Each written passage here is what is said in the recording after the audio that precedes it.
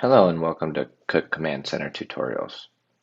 In today's tutorial, I'll show you how to navigate to the service requests and view the service order tickets. So when you log into Cook Command Center, what you'll see is a locations map with all of your locations, and above that you'll also see 4 interactive tabs.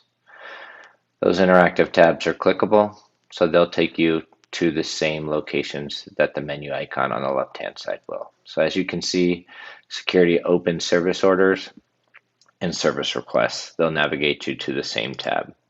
By clicking on the left-hand side, the service request, what you'll see, it will automatically take you to the tickets page. The tickets page is differentiated by the service orders page by anytime that a ticket is created via email, phone call, or command center. So when you come up here and request service, it's generated automatically into a ticket. Ticket is differentiated by a service order if we are not able to remotely fix the issue. It then generates into a service order. So as you can see, I'll later show you how to navigate to the service orders. But right now we're going to look at tickets.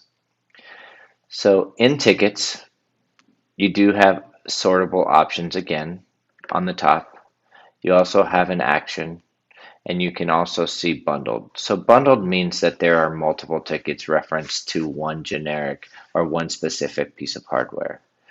So in the Actions tab, clicking into it, you can view or edit tickets. So if I came in here and viewed it, you can see all the different attachments, all the different service orders and notes associated with a specific ticket. So you could add additional notes. Going back to the service request page, we're going to go up to the service orders. So service orders is, as mentioned before, where we weren't able to remotely fix it. We needed to send somebody out.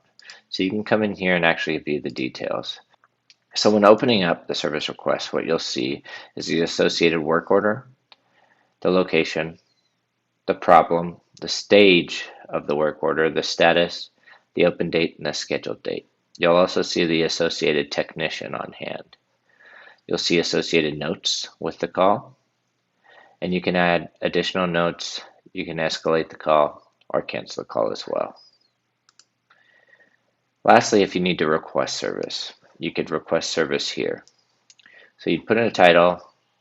It should put in a predefined company, the location. So if it's multiple locations, you're going to leave it blank. If it's a specified location, you're going to come down and choose that specified location. You're going to add the associated category. Contact, this is who you want the main point of contact to be. So if you need to change this, you simply go over here, click who you want the main point of contact to be, and it's going to automatically update it.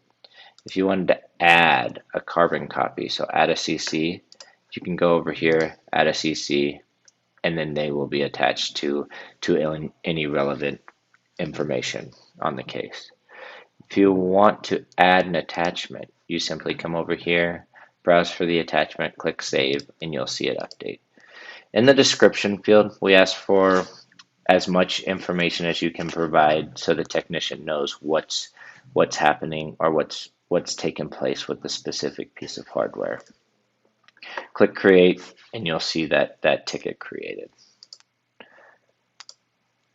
Again, thank you for watching Cook Command Center tutorials. If you would like to watch more how-to videos around Cook Command Center, please click here for our tutorial channel. Or you can click here at cc.cooksecurity.com for more documentation and downloads.